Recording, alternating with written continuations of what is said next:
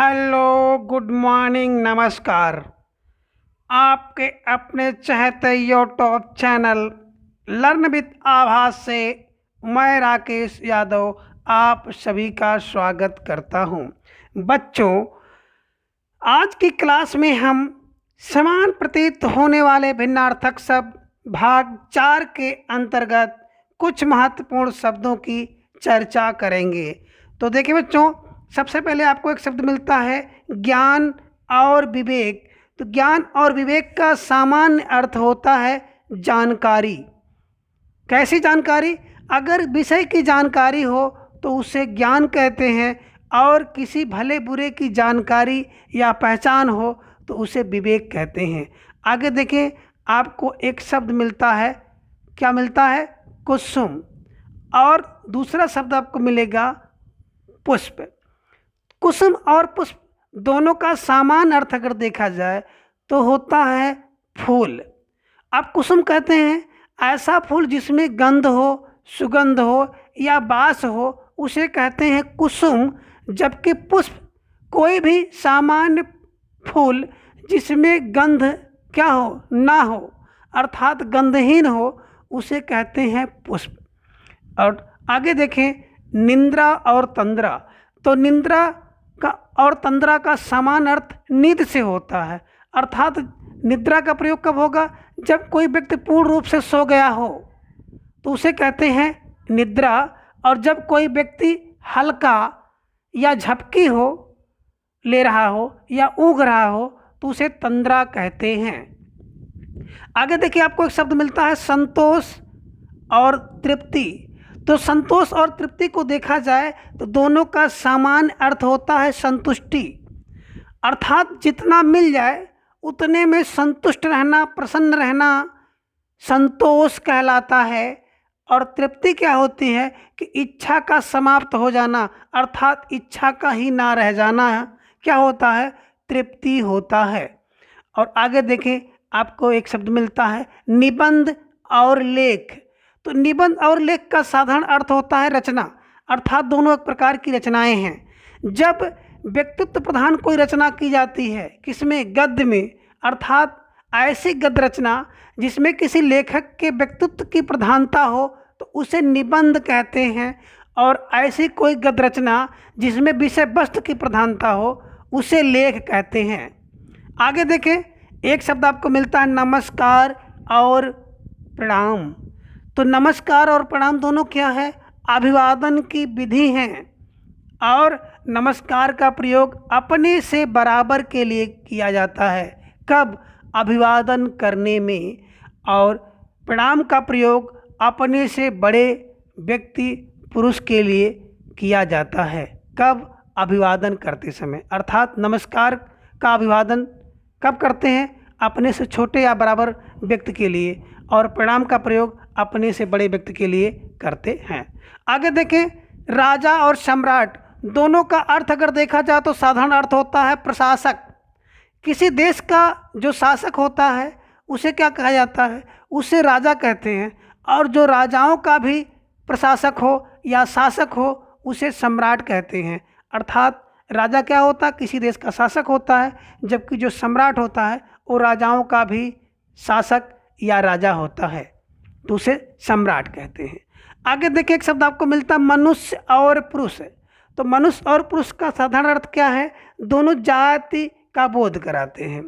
तो मनुष्य में क्या होता है? स्त्री और पुरुष दोनों जात या संज्ञा का बोध होता है, जबकि पुरुष में केवल और केवल नर, किसका? नर का बोध होता है। आगे एक शब्द आपको देखिए मिलता है हत्या और वध। हत्या और वध दोनों का साधारण अर्थ होता है क्या करना? मारना या जान से मारना। हत्या कब होता है? जब किसी व्यक्ति को छिपकर मारा जाता है तो उसे हत्या कहते हैं। और जब किसी व्यक्ति को दंड स्वरूप, किसी कार्य के लिए दंड के कारण या दंड के लिए किसी को खुले आम मारा जाए तो उसे कहते हैं वध। और आगे देखें, मौन और मूक। तो मौन और मूक का साधारण अर्थ होता है चुप रहना। क्या रहना? चुप रहना। जब कोई व्यक्ति क्या हो, बोलने की शक्ति रखते हुए भी चुप रहे तो उसे कहते हैं मौन। और मूक का मतलब है कि जब कोई व्यक्ति बोल ही ना सके, अर्थात जो बोल ना सकने वाला हो, अर्थात गूंगा व्यक्ति को क्या कहते हैं, मूक कहते हैं। आगे एक शब्द आपको मिलता है धृष्ट और दूसरा मिलता है दुष्ट। तो धृष्ट और दुष्ट दोनों का अर्थ होता है चलना से या चलाना से।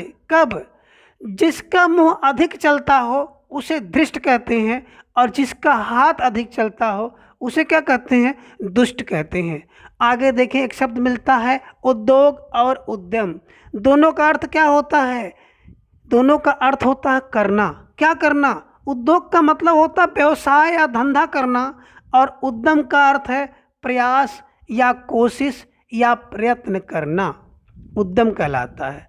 आगे देखें, आज्ञा और आदेश। तो बड़ों के द्वारा छोटों को कार्य करने के लिए जो कहा जाए उसे क्या कहते हैं, आज्ञा। अर्थात बड़ों द्वारा अगर किसी कार्य को करने के लिए कहा जाए तो उसे कहते हैं आज्ञा। और आदेश क्या होता है? सरकार या सरकारी अधिकारी द्वारा अपने से छोटे कर्मचारी या अधीनस्थ को जो कुछ भी कहा जाए उसे आदेश कहते हैं। और उसी में है निर्देश। निर्देश का अर्थ होता है मार्गदर्शन। तो मार्गदर्शन क्या होता है?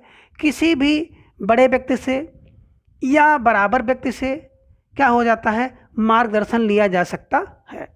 आगे देखिए, आपको एक शब्द मिलता है आशा और आशंका। क्या होता है? आशा और आशंका। तो दोनों का अर्थ होता है उम्मीद से। क्या होता है? उम्मीद से। अगर हम लोग किसी अच्छे कार्य की उम्मीद करते हैं तो उसे कहते हैं आशा, और अगर हम लोग किसी बुरे काम की या अनिष्ट की उम्मीद करते हैं तो उसे कहते हैं आशंका। जैसे पास होने की आशा होती है और फेल होने की आशंका होती है। आगे एक शब्द आपको मिलेगा आचरण और व्यवहार। व्यक्ति के चरित्र को क्या कहते हैं? आचरण कहते हैं, और व्यक्ति के जो भी क्रियाकलाप हैं, कार्य व्यापार हैं, उसे व्यवहार कहते हैं। आकार और रूप। तो आकार का अर्थ क्या होता है? लंबाई, चौड़ाई और ऊंचाई की माप को क्या कहते हैं? आकार कहते हैं। और रूप क्या होता है? सौंदर्य की नाप जोक को रूप कहते हैं। अर्थात आकार और रूप दोनों क्या हैं? दोनों मापक हैं। आकार में लंबाई, चौड़ाई, ऊंचाई की माप की जाती है, और रूप में किसी के सौंदर्य का, रूप का बखान किया जाता है। आगे देखें, आपको एक शब्द मिलता है हर्ष, और दूसरा शब्द है आनंद। तो हर्ष और आनंद दोनों का अर्थ होता है प्रसन्नता। अगर मन की प्रसन्नता है तो उसे हर्ष कहते हैं, और आत्मा की प्रसन्नता हो तो उसे आनंद कहते हैं। और आगे है पूजनीय और माननीय। क्या होता है? जो पूजा करने के, दोनों का अर्थ होता है योग्य। पूजनीय का और माननीय का दोनों का अर्थ होता है योग्य। अब कैसा योग्य? जो पूजा करने के योग्य हो उसे हम लोग कहते हैं पूजनीय, और जो मान करने के योग्य हो, सम्मान करने के योग्य हो, उसे हम लोग कहते हैं, क्या कहते हैं? माननीय। तो आज की क्लास में बस इतना। शेष हम लोग अगली क्लास में पढ़ेंगे। तब तक के लिए धन्यवाद।